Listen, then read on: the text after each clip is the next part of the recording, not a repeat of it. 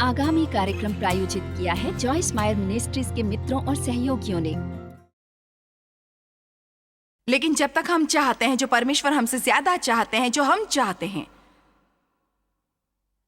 जब तक आप वो चाहते हैं जो परमेश्वर आपसे ज्यादा चाहते हैं, जो आप कभी चाहते हैं, जब तक आप परमेश्वर से कह सकते हैं और उससे मतलब रखते हैं, प्रभु मैं ये पाना पसंद करूंगा, लेकिन यदि आप नहीं चाहते कि मैं ये पाऊं,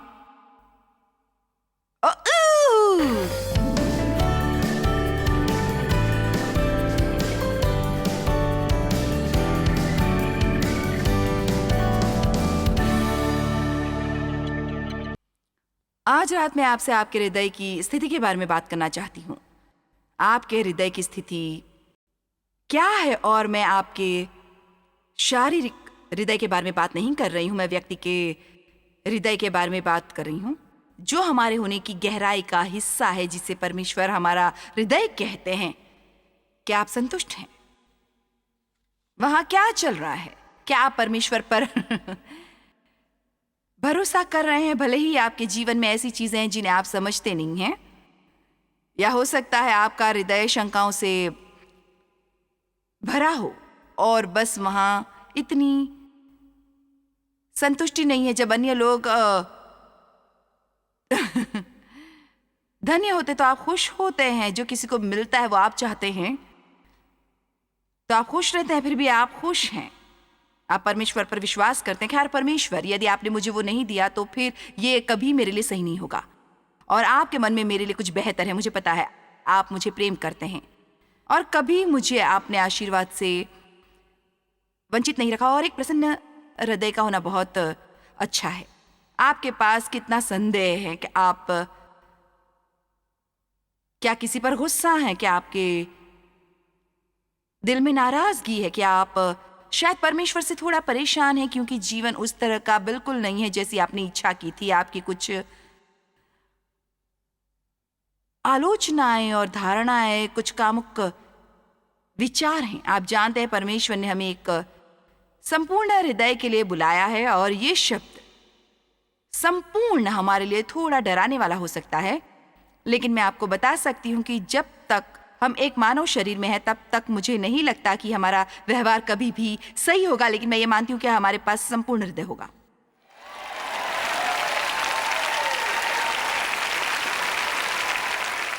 आप आश्वस्त नहीं है, लेकिन ये ठीक है। और बढ़ने के दौरान ऐसा होता है, हम में से कोई भी नहीं पहुंचा है, लेकिन हम बढ़ सकते हैं। और मेरा मानना है कि भले ही ईश्वर के पास कोई संपूर्ण हृदय वाला होगा, चलो बस एक मिनट के लिए कहें कि संपूर्ण दिल व्यक्ति वो है जो आपके दिल से सही काम करना चाहता है। तो देखो, जब मैंने कहा आपके पास एक संपूर्ण दिल हो सकता है, आप सभी चले गए, मेरा मतलब है आप में से कुछ ने ताली बजाई, लेकिन आप तो, मैं आपके जीवन के हर दिन हर स्थिति में सही नहीं करती हूँ। सच्चाई ये है कि शायद मैं हर दिन कुछ सही नहीं करती, और शायद आप में से बहुत से इस तरह महसूस करते हैं, या शायद आज रात आप यहाँ न होते। आमीन। मेरा मतलब है जब तक आप जाते नहीं, आपको इन्वेस्ट पसंद है, या जो कुछ भी उस डोम पर है वहाँ आपको पसंद है, या मुझे नहीं पता आपको क्या पसंद है, लेकिन आमतौर पर लोग जो पूरा दिन काम करने के बाद ऐसे किसी जगह पर आएंगे और आप में से कुछ यात्रा करके अपने सामान के साथ होटल में रुके हैं, आप सीखना चाहते हैं, आप बढ़ना चाहते हैं, आप जानते हैं, लेकिन मैं चाहती हूँ कि आप ये बात ध्यान में रखें कि जब हम आज रात यहाँ हैं कि नहीं, हम केवल आपसे नहीं कह रहे हैं, लेकिन वहाँ दुनिया भर में वास्तव में लाखों लोग ये संदेश सुन रहे हैं, और मैं बहुत आश्वस्त हूँ कि उन सब में से बहुत से लोग, शायद कुछ जिनका रवैया ऐसा नहीं है। मैं वास्तव में सब कुछ नहीं करना चाहता, और इसलिए उम्मीद है कि मैं आज रात जो कहती हूँ वो हम में से कुछ के लिए मददगार साबित होगा। जब तक हम वो चाहते हैं जो परमेश्वर चाहते हैं, हम कभी भी खुश नहीं होंगे। अब हम बहुत सा समय कोशिश करने में बिताते हैं कि हम जो चाहते हैं परमेश्वर हमें वो दें, लेकिन जब तक हम वो चाहते हैं जो परमेश्वर हमसे ज्यादा वो चाहते हैं, तो हम चाहते हैं जो हमें चाहिए। जब तक आप वो चाहते हैं जो परमेश्वर आपसे ज्यादा चाहते हैं, आप जो भी चाहिए आप वही चाहते हैं। जब तक आप परमेश्वर से कह नहीं सकते और उनके मायने है, प्रभु मैं ये पाना पसंद करूंगा, उहू, मैं वहां जाके उन लोगों से बात करती हूं।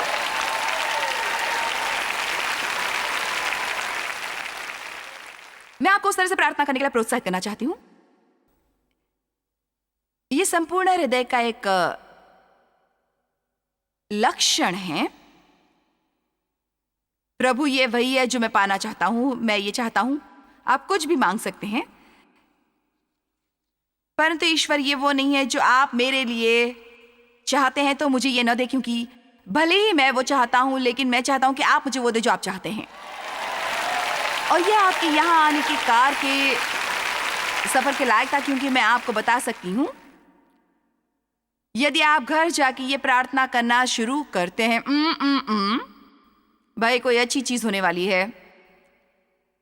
अब मैं एक संपूर्ण हृदय की 7 विशेषताएं जानती हूं जिनके बारे में आज बताने वाली हूं। आप सुनेंगे तो अच्छा होगा, आपको मदद मिलेगी। और मैं जानती हूँ डेव पहले से ही हंस रहे हैं, क्योंकि आमतौर पर क्या होता है कि मैं 2 या 3 पर शिक्षा देती हूँ और फिर मैं शेष तेजी से आगे बढ़ाती हूँ, लेकिन किसी भी कीमत पर हम आगे बढ़ते हैं। तो पहला वचन शास्त्र जिस पर हम नजर डालेंगे वह 2 इतिहास अध्याय 16 और मैं वचन 7 पढ़ूंगी।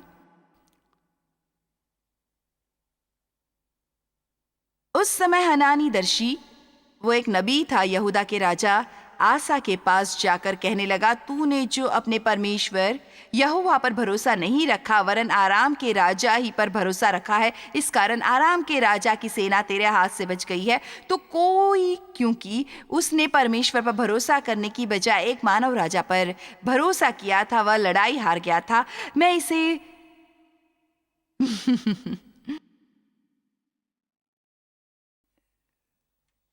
थोड़ा और सरल करके रखती हूं, क्योंकि वह बजाय परमेश्वर पर भरोसा करने के अपनी सलाहकार पर भरोसा करता है,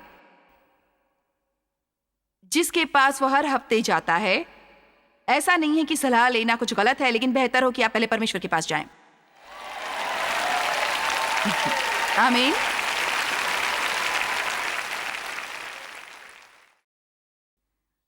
क्या कुशियों और लूबियों की सेना बड़ी न थी, और क्या उसमें बहुत ही रथ और सवार न थे?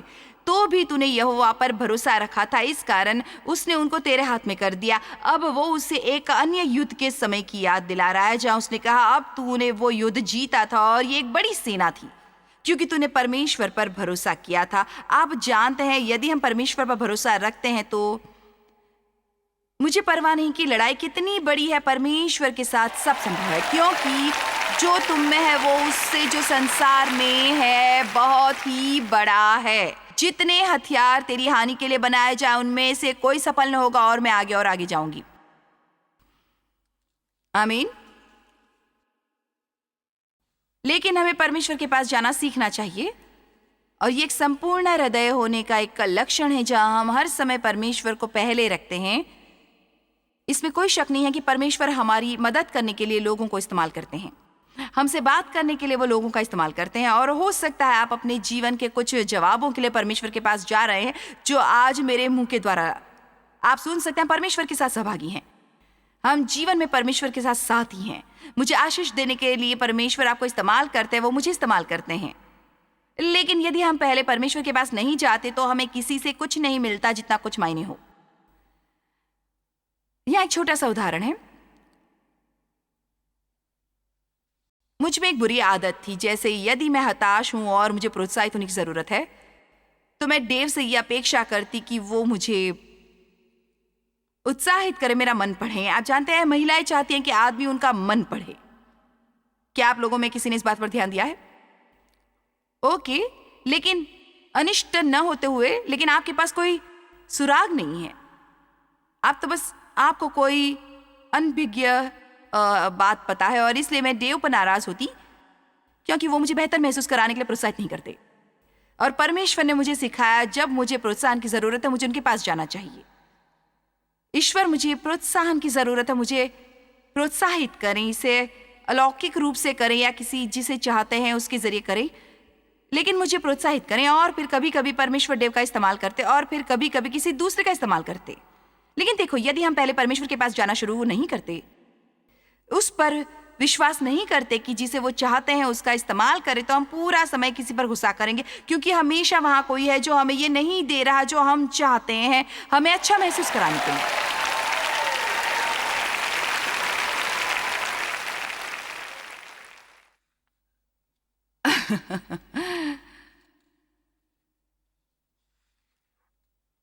अब वो वचन 9 में कहता है, देख यहोवा की दृष्टि सारी पृथ्वी पर फिरती रहती है। परमेश्वर किसी की तलाश में है कि जिनका मन उसकी ओर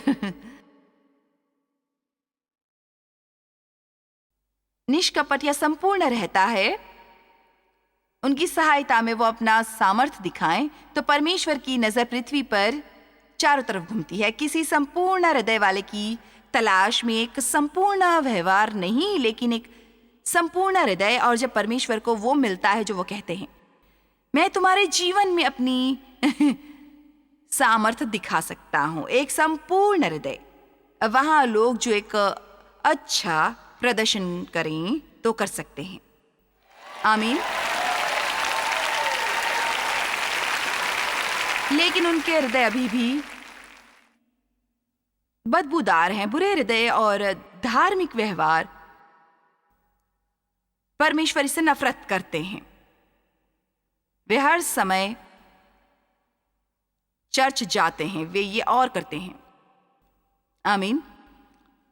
लेकिन भजन संहिता 24 के अनुसार केवल वही यहोवा के पवित्र स्थान में खड़ा हो सकता है, उसके पवित्र पर्वत पर चढ़ सकता है, जिसके काम निर्दोष और हृदय शुद्ध है। परमेश्वर चाहते हैं हम सही करें, लेकिन शुद्ध हृदय से करें। यदि हम बस सही कर रहे हैं और हमारे हृदय सही नहीं है, तो हम जो करते हैं उनके परमेश्वर के लिए कोई मायने नहीं है। बहुत साधारण सा उदाहरण है, मत्ती अध्याय 6, ये सब जगह है। इसलिए जब तू दान करे तो अपने आगे तुर ही न बजवा, जैसा कपटी करते हैं, ताकि लोग उनकी बढ़ाई करें। इसलिए जब हम देते हैं तो अपनी तरफ ध्यान नहीं खींचते। जब हम लोगों के अच्छे काम करते हैं तो हम अपनी तरफ ध्यान नहीं खींचते। जब हम प्रार्थना करते हैं तो हम ध्यान पाने के लिए ऐसा नहीं करते हैं, क्योंकि यदि जो मैं किसी दूसरे के लिए कर रही हूँ क्योंकि मैं उनका ध्यान पाना चाहती हूँ, तो फिर मैं ये परमेश्वर के लिए बिल्कुल नहीं कर रही हूँ। मैंने परमेश्वर को बाहर छोड़ दिया है। लेकिन यदि हम जो करते हैं वो ईश्वर के लिए करते हैं, तो बाइबल में लिखा है कि इसका फल परमेश्वर हमें लोगों के सामने देते हैं। लेकिन यदि हम लोगों को प्रभावित करने के लिए करते हैं, तो मत्ती 6 में बाइबल में लिखा है, तुम पहले ही अपना फल पा चुके। एक कहानी जो मैं कहती हूं, और इसे कुछ समय से नहीं, कल है तो आज रात में इसे बताऊंगी। बहुत साल पहले मैं एक निश्चित जगह पर अपने फिंगर नेल्स करवाती थी, और एक दिन वो लड़की जो मेरा काम कर रही थी, और वहाँ एक दूसरी लड़की थी जो उसके ख़त्म करने का इंतज़ार कर रही थी, और हम बात कर रहे थे। और उसने कहा, वो एक कैंसर यूनिट में एक नर्स थी, और थोड़ी बहुत बातचीत से हमने अनुमान लगाया कि हम सभी मसीह थे। और उसने कहा, जानते हैं लोगों को इस स्थिति में देखना कितना मुश्किल है, और उन्हें यीशु के बारे में बताने में सक्षम न होना, हमें उनके साथ ईश्वर के बारे में बात करने की अनुमति नहीं है, और ये बस उनकी ज़रूरतों के लिए बहुत मुश्किल है। और मेरे पास ये थोड़े बड़े आकार की राइनस्टोन का जीसस पेन था, और बस मुझे ये ख्याल आया मुझे उसे ये देना चाहिए, क्योंकि यदि वो इससे अपने यूनिफॉर्म पर लगाती है तो जब कभी वो मरीज पर झुकती है, वो बेहद अच्छे से वो नाम देखेंगे और आशीर्वाद पाएंगे। तो जानते हैं, मुझे ऐसा महसूस हुआ कि मुझे ये गुप्त में करना चाहिए, लेकिन मुझे पता नहीं था इसे कैसे कर सकती हूँ, क्योंकि वहाँ दूसरी एक लड़की बैठी थी जो मेरे नाखून कर रही थी। वो उठी और उसने कहा, मुझे पड़ोस में आपूर्ति घर के लिए भागना पड़ेगा, जो उनकी दुकान के बिल्कुल पड़ोस में था, और मुझे ये पाउडर लाना है जो आपके नाखूनों के लिए ज़रूरत है। खैर, मैं जानती थी कि ये मेरे लिए गुप्त रूप से करने का एक दरवाज़ा है। लेकिन देखिए, मेरा हृदय इतना अच्छा नहीं था, और मैं थोड़ा ध्यान पाना चाहती थी। इसलिए मैंने बस उसके वापस आने तक थोड़ा इंतज़ार किया, और फिर मैं प्रदर्शन कर रही थी। ओह, तुम्हें पता है, मुझे ऐसा महसूस हुआ जैसे परमेश्वर मुझे कह रहे हैं कि मैं तुम्हें ये करूं, ये वैसा करूं। चलिए, बेशक आप जानते हैं मैं क्या कह रही हूं। बहुत अच्छा लगता है, बस बहुत अच्छा लगता है। और ईमानदारी से आप जानते हैं, परमेश्वर कभी कभी आपसे बात करते हैं। आप में से कितने ये जानते हैं कि परमेश्वर आपसे एक स्थिति में धीमी आवाज में बात करते हैं? और मैंने अपने हृदय में स्पष्ट सुनी। मुझे उम्मीद है कि तुमने इसका आनंद लिया।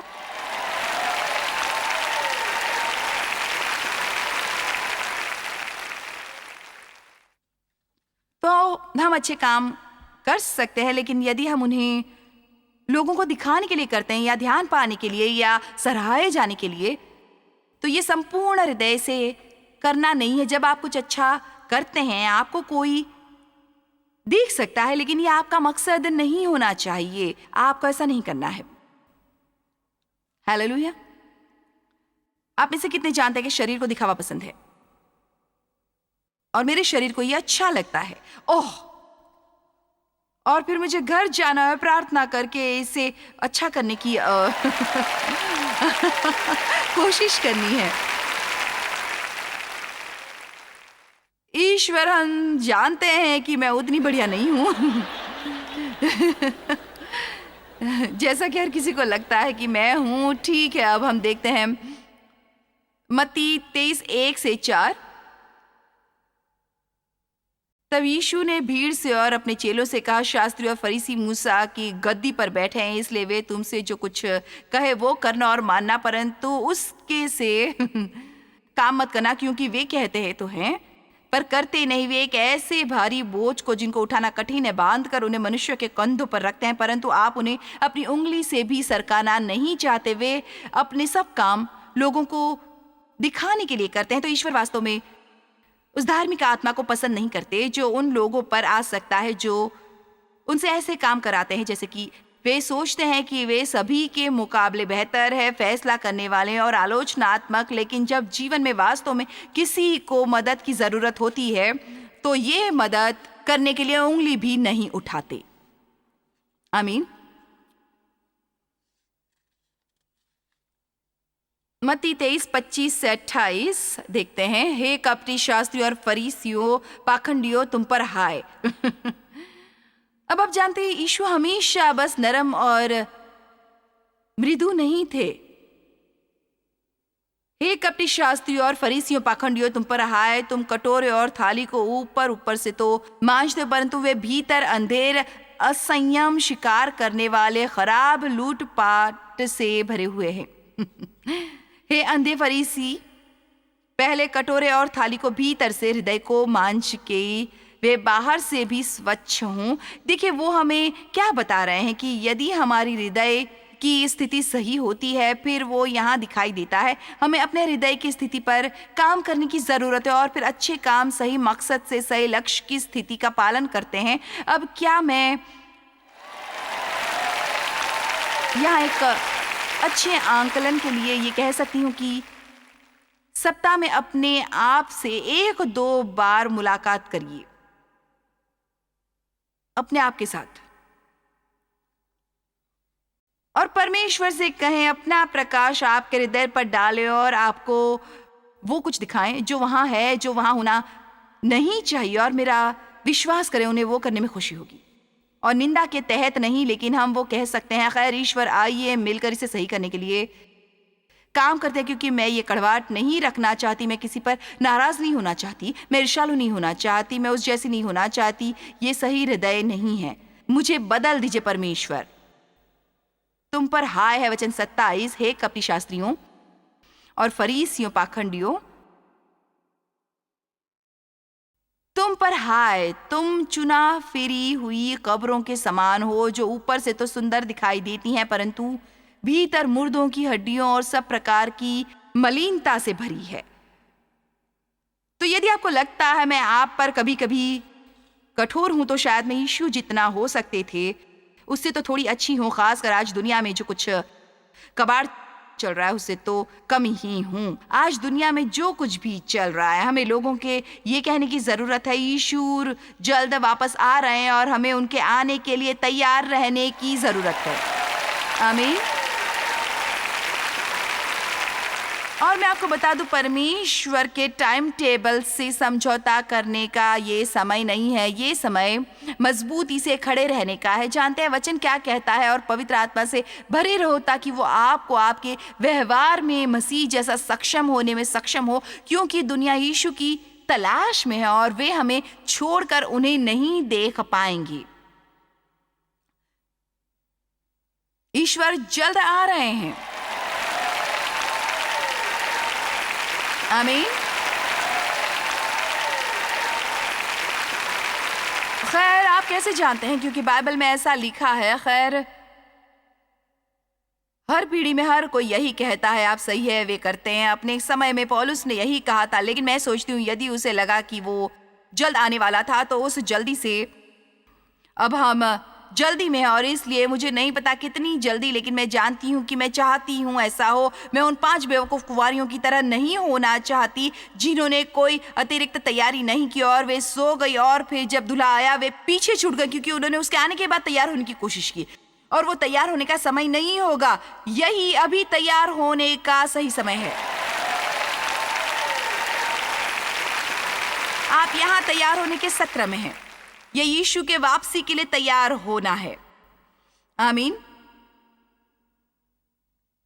हमें अपने दिलों पर काम करना है। सबसे अधिक अपने मन की रक्षा सबसे अधिक बढ़कर रक्षा कर, क्योंकि जीवन का मूल स्रोत वही है। यह है नीति वचन 4:23। अपने मन की रक्षा कर। परमेश्वर हमसे ये करने के लिए कह रहे हैं पूरी सतर्कता से और सबसे बढ़कर रक्षा कर, क्योंकि जीवन का मूल स्रोत वही है। यदि हम ये सब कुछ पवित्र आत्मा की सहायता और मार्गदर्शन से करेंगे तो परमेश्वर स्वयं को आपसे मजबूत दिखा सकते हैं।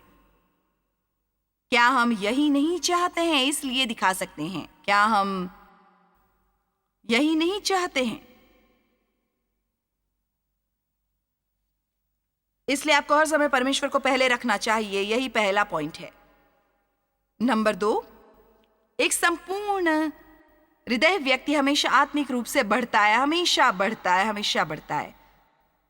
हम पहुंचे नहीं है, लेकिन हम अपनी राह पर है। ये सही है। मैं ठीक हूं और मैं अपनी राह पर हूं। मैं वहां नहीं हूं जहां मुझे होना चाहिए, लेकिन परमेश्वर का धन्यवाद कि मैं वहां नहीं हूं जहां मैं थी। हालेलुया।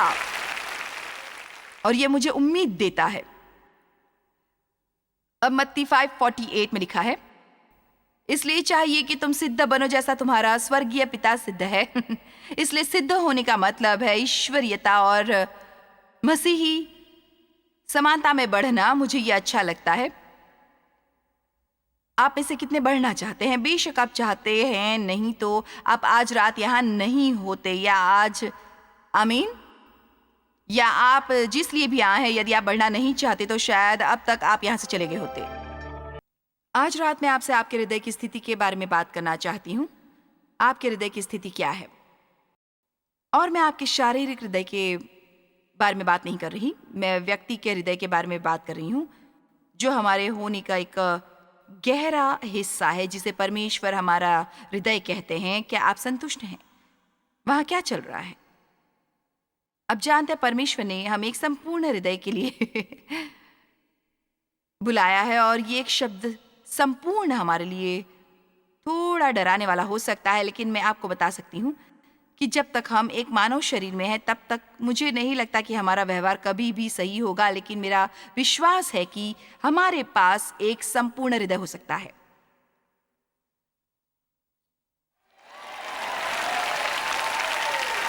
और बढ़ने के दौरान, बढ़ते हुए ऐसा होता है, हम में से कोई भी पहुंचा नहीं है, लेकिन हम बढ़ सकते हैं। और मुझे विश्वासी लोग अच्छे लगते हैं, और मैं इस पर विश्वास नहीं करती कि जिस पल हमारा पुनर्जन्म होता है तो परमेश्वर को हमारे साथ कुछ भी करने में कोई रुचि नहीं होती। मैं अपने जीवन में बहुत वर्षों तक एक दुखी विश्वासी थी, बहुत ही दुखी विश्वासी।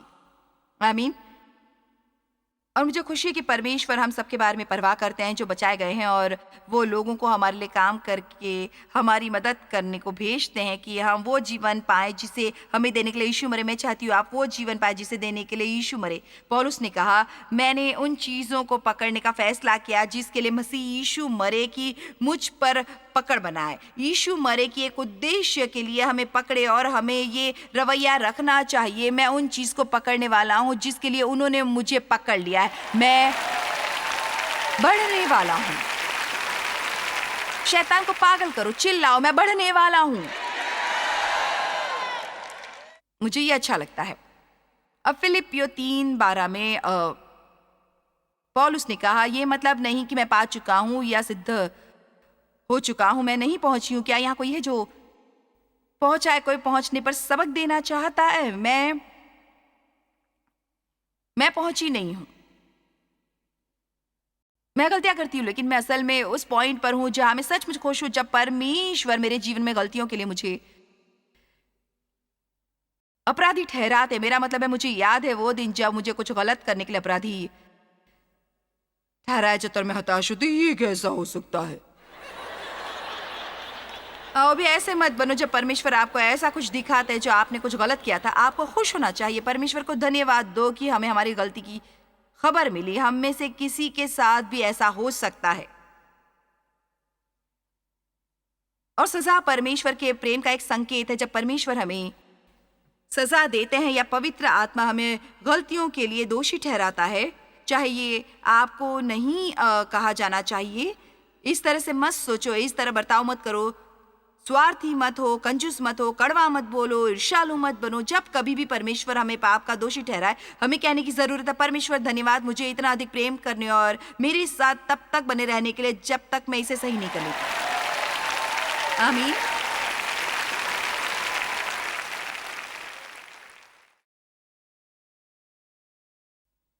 पौलुस ने कहा, यह मतलब नहीं कि मैं पा चुका हूं या सिद्ध हो चुका हूं, पर उनको पकड़ने के लिए और अपना बनाने के लिए जोर देता हूं, जिसके लिए मसीह यीशु मसीह ने मुझे पकड़ा और अपना बनाया था। इफिसियो 4:15 कहता है कि हमें हर तरह से और सब चीजों में सच्चाई में बढ़ना है। हमारे जीवन को प्रेम से सच व्यक्त करने दे, सब चीजों में सच बोलने में, सच्चाई से निपटने में, सच्चाई से रहने में, प्रेम से निपटने में, वरन प्रेम में सच्चाई से चलते हुए सब बातों में जो सिर है अर्थात मसीह में बढ़ते जाएं। ये सच्चाई है। परमेश्वर का वचन सच्चाई है। आज सुबह हम बात करने वाले हैं आज पृथ्वी पर चारों तरफ घूमने वाली कुछ बकवास के बारे में कि यहाँ नहीं है, कोई निश्चित सत्य नहीं है। आप जानते हैं कोई सापेक्ष सत्य नहीं है, लेकिन कोई वास्तविक सत्य नहीं है। मैं आपको बताना चाहती हूँ, मेरा मतलब है कि सच्चाई सिर्फ चीजों का एक पूरा गुच्छा नहीं हो सकती जो उस पर निर्भर हो कि सब क्या सोचते हैं। ये है सच्चाई का स्वाभाविक अर्थ। केवल एक ही चीज सच हो सकती है। यदि हम परमेश्वर का विश्वास नहीं करना चाहते तो फिर किसका विश्वास करने वाले हैं? मेरा मतलब इससे बेहतर सचमुच कुछ है जिस पर आप अपना जीवन आधारित करना चाहते हैं। बेहतर हो, आप सुनिश्चित हो। नहीं, बिल्कुल नहीं। पतरस 2:1 से शुरू करते हैं। मैं आपको बता दूं, यहां मेरे पास भर भर के वचन शास्त्र हैं, इसलिए सब प्रकार का बैर भाव नहीं, थोड़ा सा भी नहीं। इसलिए सब प्रकार का बैर भाव और छल और कपट और डाह और बदनामी को दूर करके मैं आपको बता रही हूं, मुझ में कभी कभार ईर्ष्या आ जाती है, मुझे करना ही है। परमेश्वर, मैं इसे सहन नहीं कर सकती। मैं ईर्ष्यालु होने से इनकार करती हूँ। मुझे वो नहीं चाहिए जो सबके पास है। आपने मुझे आभारी होने के लिए बहुत कुछ दिया है। आपको शैतान से लड़ना है। आपको शैतान से लड़ना है। आपको शैतान से लड़ना है। ओह, काश मैं ऐसा महसूस न करती।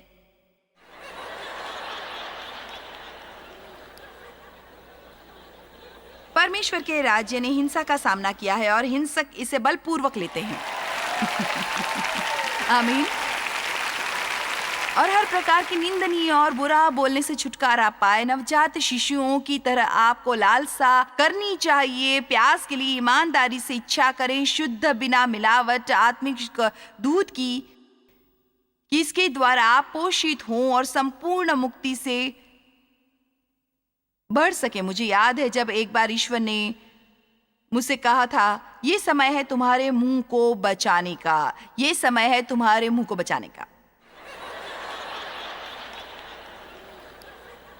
आपके मुंह, आपके मन, आप कैसे तैयार होते हैं? आप अपने पैसे के साथ क्या करते हैं? आप किसके साथ घूमते हैं? आप किस बारे में बात करते हैं? आप अपना पैसा कैसे खर्च करते हैं? आप किस तरह का मनोरंजन करते हैं? तक पूर्ण मुक्ति पहुंचनी चाहिए। आमीन।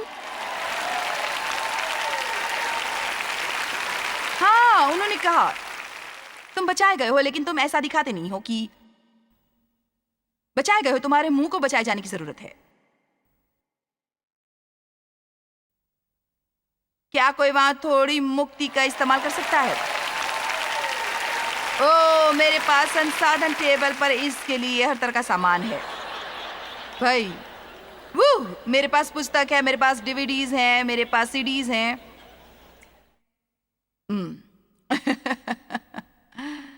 बढ़ो। वचन 3, यदि तुमने प्रभु की कृपा का स्वाद चख लिया है। मेरी इच्छा है कि वचन 3 पहले होना चाहिए था, क्योंकि यहाँ वास्तव में यही अभिप्राय है। यदि हम इसे ऐसे पढ़े तो, यदि तुमने प्रभु की कृपा का स्वाद चख लिया है तो सब प्रकार की बैर भाव और छल और कपट और डाह और बदनामी को दूर करके नए जन्मे हुए बच्चों की नाई निर्मल आत्मिक दूध की लालसा करो, जो कि परमेश्वर का वचन है। हम परमेश्वर की कृपा कैसे देख सकते हैं और उन्होंने हमारे लिए क्या किया है? और बेहतर नहीं होना चाहते, मैं बेहतर होना चाहती हूँ, क्योंकि मैं यीशु से प्रेम करती हूँ। मुझे हर रोज बेहतर होने की कोशिश नहीं करनी चाहिए ताकि मैं स्वर्ग जाऊं। मेरी मुक्ति मेरे विश्वास पर आधारित है। लेकिन यदि आपको वास्तव में विश्वास है और यदि आपका विश्वास असली है, यदि हमारा सच में पुनर्जन्म हुआ, यदि परमेश्वर सच में हम में रहते हैं, तो फिर हम बिल्कुल वैसे नहीं रह सकते। पुनर्जन्म होना और कभी ना बदलना संभव नहीं है।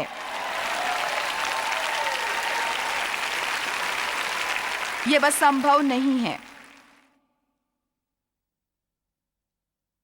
आप पिछले साल जैसे थे उससे बेहतर व्यवहार कर रहे हैं। पिछली बार ये 2012 में हुआ था। पिछली बार जब मैं यहां थी तब से क्या आप बेहतर व्यवहार कर रहे हैं? हाँ कि नहीं? हम बढ़ रहे हैं। ओ मेरे प्रभु, मेरे पति यहां आकर आपको बता सकते हैं कि मैं कितना बड़ी हूं। ईश्वर दया करो, मैं आपको बता रही हूं 50 सालों में उन्होंने 20 अलग अलग औरतों से शादी की है। कुछ पता नहीं अगले साल वो किस तरह की महिला से विवाह करेंगी। जॉयस मायर संस्करण नंबर 42।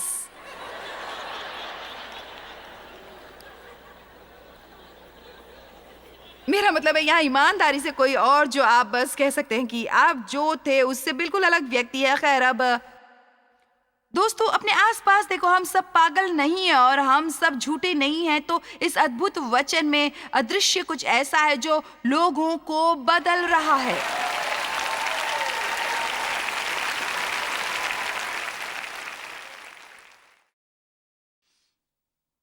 आपको पता है, लोग मुझसे कहते हैं आपने मेरा जीवन बदल दिया है। खैर, ये वचन है जिसने आपका जीवन बदला है। हम आपसे प्रेम करते हैं और आप जानते हैं वास्तव में आप जिससे प्रेम करते हैं वो वचन है। मेरा मतलब है ये वास्तव में है। मैं तो केवल वचन की बेटी हूँ। मैं केवल परमेश्वर के वचन पर विश्वास करती हूँ और मुझे परमेश्वर के वचन को साझा करना अच्छा लगता है। और मैं वचन को खाती हूँ, मैं वचन से प्रेम करती हूँ, मैं वचन में रहती हूँ, मैं वचन से चिपकी रहती हूँ। हमारे जीवन में वचन चीजें बदलता है। मैंने कई वर्षों तक आत्मिक रूप से बढ़े बिना चर्च में भाग लिया।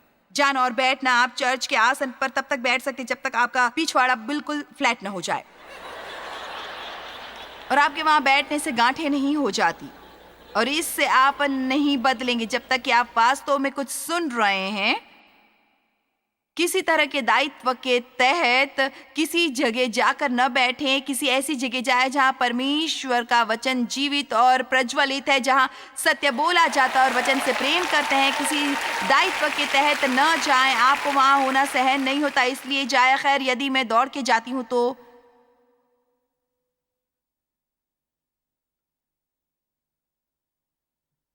ग्रैनी और नानी या दादी नाराज हो जाएंगी। मैं जानती हूँ मेरे पर भी ग्रैनी नाराज होती थी, लेकिन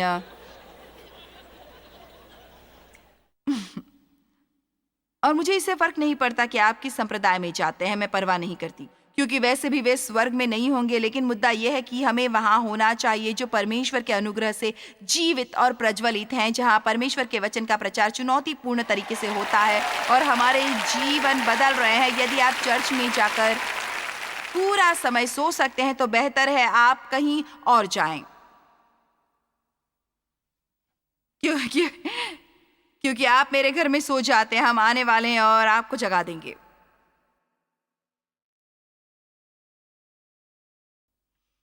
हाँ, यीशु। अब ठीक है, शास्त्र वचन में मेरी बहुत मनपसंद स्थानों में से एक अभी आ रहा है, इब्रानियों 5:12। समय के विचार से तो तुम्हें शुरू हो जाना चाहिए था, तो भी क्या यह आवश्यक है कि कोई तुम्हें परमेश्वर के वचनों की आदि शिक्षा फिर से सिखाए और ऐसे हो गए हो कि तुम्हें अन्न के बढ़ने तक दूध ही चाहिए। बस बच्चों के जैसे वे दूध से शुरू करते हैं और ध्येय होता है उन्हें मांस और सब्जियों तक लाना। आमीन। आखिर में बेबी बॉटल्स और डायपर्स और पेसिफायर्स छोड़ने पड़ते हैं।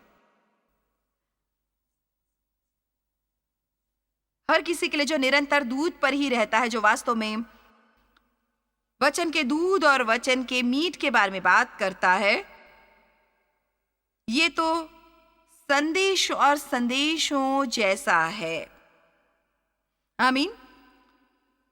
मेरा मतलब है जैसे परमेश्वर की आग पर मैं संदेश तैयार कर रही हूं।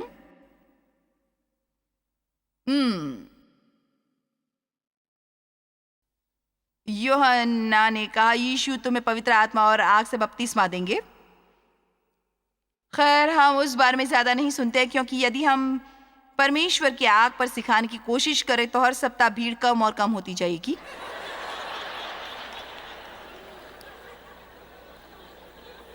और इसलिए वहां है लोगों को प्रोत्साहित करना और लोगों को शिक्षित करना बहुत अच्छा है, और उन्हें ये बताना कि परमेश्वर उनसे कितना अधिक प्रेम करते हैं और वे कितने अच्छे हैं और वे कितने अभिषिक्त हैं और वे सभी भले काम जो ईश्वर उनके जीवन में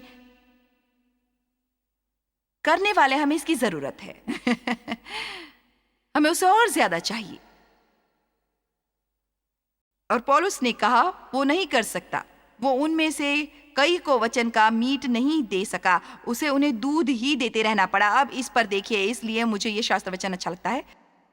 हर कोई वचन तेरा, क्योंकि हर एक दूध पीने वाले बच्चे को तो धैर्य के वचन की पहचान नहीं होती, क्योंकि वो बालक है। दूसरे शब्दों में, वो नहीं जानते थे कि वे मसीह में कौन है। वे असुरक्षित थे। उन्हें मसीह में ईश्वर की धार्मिकता होने की कीमत और योग्यता नहीं मिल रही थी, और इसलिए हर बार एक मजबूत वचन आ जाएगा जो उनके व्यवहार का सामना कर रहा था, जो उन्हें ज्यादा और ज्यादा सुरक्षित बनाता। इसलिए पौलुस को कोशिश करते रहनी पड़ती थी कि उन्हें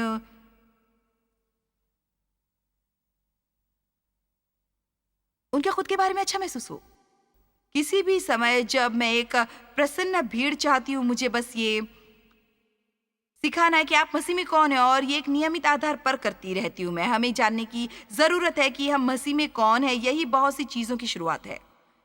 लेकिन यदि आप वचन का स्वस्थ आहार ले रहे हैं, यदि आप एक टीचर के तहत या एक पादरी के तहत हैं और वे आपको परमेश्वर के वचन का स्वस्थ आहार दे रहे हैं, तो वे आपको केवल उन चीज़ों के बारे में सिखाने वाले नहीं है, वे आपको सीधा होने के लिए भी कहते हैं। अपने आप को अपने मन से उतारो, दूसरे लोगों के लिए आशीर्वाद होने में व्यस्त हो जाओ, मसीह की दूसरी वापसी के लिए तैयार हो जाओ। और हमें उसकी जरूरत है, हमें उसकी जरूरत है। य- यदि कोई मुझसे कहता था आपको क्या लगता है कि चर्च में सबसे बड़ी समस्या क्या है, मैंने हमेशा कहा है और कहना जारी रखूंगी, हमें सिर्फ बड़े होने की जरूरत है। हमें बस बड़े होने की जरूरत है। हर बार आपको नाराज होने की जरूरत नहीं है। जब आपको अपना रास्ता नहीं मिलता है, परमेश्वर से दुखी मत हो क्योंकि आपने किसी चीज के लिए प्रार्थना की और वो नहीं हुआ। आप जो चाहते थे वो किसी दूसरे को मिला है। परमेश्वर ने आपको समूह गान के लिए नहीं चुना। ओहो, मैं नाराज हूं क्योंकि परमेश्वर ने मुझे नहीं चुना। खैर, आप मूर्खतापूर्ण बातें करने वाले हैं। आप बस अपनी समस्या लेकर और दूसरे चर्च जाते हैं। ठीक है, आप में से कितने सहमत है कि अब समय है खुद पर काबू पाने का और बड़े होने का?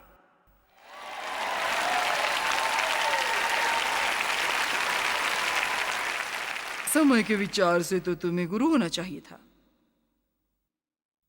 समय के विचार से तो तुम्हें गुरु होना चाहिए था। हमें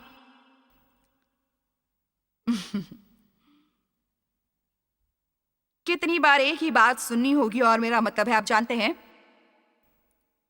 याद दिलाने के लिए हमें सबको वही चीज बार बार और बारंबार सुनने की जरूरत है। लेकिन मुझे लगता है कि परमेश्वर बस ये कहने की कोशिश कर रहे हैं कि ये समय है, इसमें लगे रहो। वचन 14 पर अन्य सयानों के लिए है, जिनकी ज्ञानेंद्रिय अभ्यास करते करते भले बुरे में भेद करने के लिए पक्की हो गई। अध्याय 6 वचन 1 कहता है, इसलिए आओ मसीह की शिक्षा की आरंभ की बातों को छोड़कर आगे बढ़ते जाएं। आइए हम और अधिक अनंत शिक्षा पर जाएं। मुझे ये अच्छा लगता है जब मैं बैठकर देने पर शिक्षा देती हूं, तो यदि लोग तालियां बजाएं और प्रशंसा करें और अपनी बाइबलों में रेखांकित करने लगें। आमीन। बजाय इस तरह का व्यवहार करने के जैसे आप उनकी जेब में जाने की कोशिश कर रहे हैं। ये पुस्तक में नहीं लिखा है, नहीं, ये नहीं है। आमीन। मैं आपसे कहती हूँ, कभी कभी ये शिक्षा और प्रचारकों के लिए मुश्किल होता है जब वे ऐसी कुछ चीजें लाने की कोशिश करते हैं जिन्हें लोग सुनना नहीं चाहते। तो मुझे परवाह नहीं मैं सप्ताह क्या प्रचार करती हूँ, मैं चाहती हूँ आप हंसे। यदि हम हमेशा बढ़ना चाहते हैं तो परमेश्वर हम में अपने आप को मजबूत दिखा सकते हैं। तो अब हमने मेरे 7 पॉइंट्स में से 2 पॉइंट्स पर विजय पा ली है। नंबर 3, एक संपूर्ण हृदय वाला व्यक्ति पूरा समर्पित होता है। आप कह सकते हैं सारे। ओ, ये एक छोटा सा शब्द है, एक बहुत बड़े अर्थ वाला। पूरा। तू परमेश्वर अपने प्रभु से अपने सारे मन और सारे प्राण और अपनी सारी बुद्धि से प्रेम रख। ये बात में हर समय धन्यवाद करो, हर बात में।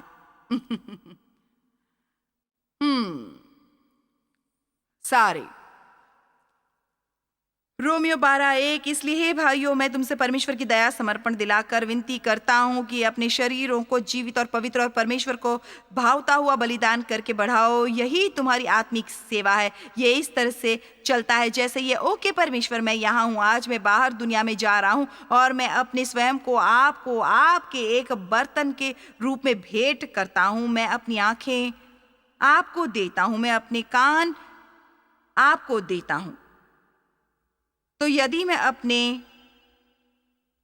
कान उन्हें देता हूं तो इसका मतलब है मैं लंच टेबल पर बैठकर गंदे चुटकुलों को सुनने और उन पर हंसने वाला बिल्कुल भी नहीं हूं।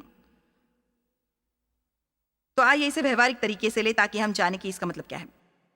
मैं अपना मुंह आपको देता हूं तो इसका मतलब है कि मैं काम पर अपने आस पास गॉसिप करने वाला नहीं हूं। मैं छोटी छोटी असुविधाओं के लिए शिकायत नहीं करूंगा।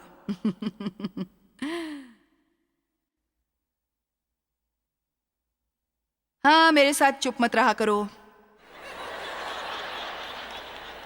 देखा, अब आप सोच रहे हो मेरे प्रभु सब कुछ बदलना होगा। आप एक चुनी हुई जाति हैं, एक शाही धर्माचार्य, परमेश्वर के उनके अपने खरीदे हुए लोग। उन्होंने आपको अंधेरे में से अपने अद्भुत प्रकाश में बुलाया। अब ठीक है, मुझे ये शास्त्र वचन अच्छे लगते हैं। यह है उत्पत्ति 11:31-32 और तेरा अपना पुत्र अब्राम और अपना पोता लूत जो हरान का पुत्र था और अपनी बहू सारे जो उसके पुत्र अब्राम की पत्नी थी, इन सबों को लेकर कसदियों के ऊर नगर से निकल कनान देश जाने को चला, जो कि वादा की हुई धरती थी। लेकिन हर कोई कहे लेकिन लेकिन हरान नाम देश में पहुंचकर वहीं रहने लगा। ये शास्त्र वचन मुझे हैरान करता है। मेरा मानना है कि परमेश्वर ने वास्तव में अब्राम को बुलाने से पहले तेरह को बुलाया। उन्होंने उसे कनान जाने के लिए बुलाया, बिल्कुल वैसे ही जैसे उन्होंने अब्राम को बुलाया। लेकिन तेरह जहां जा रहा था वहां जाने से पहले ही बस गया। अब ये अलग वचन सुने, ये सुने। और तेरह और उसके बाद बाइबल में तेरह के बारे में केवल एक ही बात लिखी है। जब तेरह 205 वर्ष का हुआ तब वो हरान देश में मर गया। काल तेरह का अंत।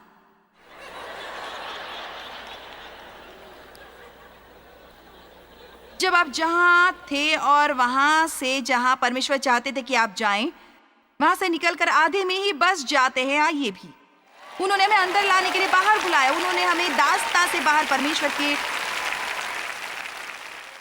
पूर्ण वादों में बुलाया। उन्होंने हमें बाहर बुलाया अंदर आने के लिए।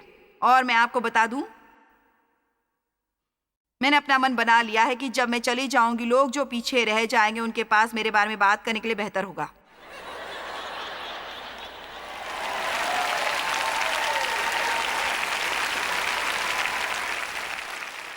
और मैं बस यही नहीं छोड़ना चाहती। और जॉयस 95 साल तक जी और फिर मर गई। नहीं, और जॉयस जी और उसने 150 पुस्तकें लिखी जो हम पढ़ रहे हैं। और हम सभी को इस तरह की गवाही सीखनी चाहिए। बस यहाँ से ऐसे ही घूमते हुए न गुजर जाएं और निशान न छोड़ें। आपको कुछ अच्छा करना होगा, आपको खुश रहना होगा। यहाँ से अच्छे से गुजरे, यहाँ से जाते हुए एक निशान छोड़े, शैतान को पागल बनाए। वही सब बने जो परमेश्वर आपसे चाहते हैं। मैं नहीं बसूंगा। खैर, ये ध्यान में रखें कि आपके हृदय की स्थिति महत्वपूर्ण है।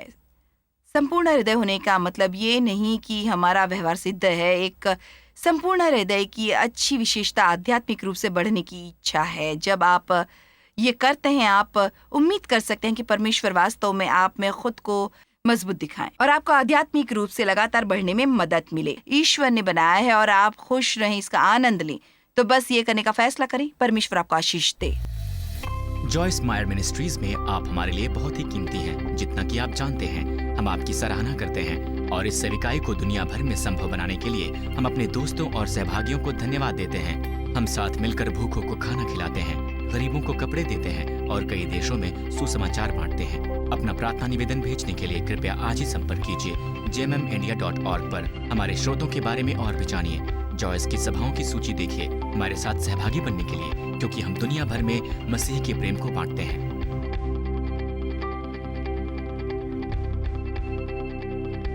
इसका खर्च उठाया है जॉयस मायर मिनिस्ट्रीज के मित्रों और सहयोगियों ने।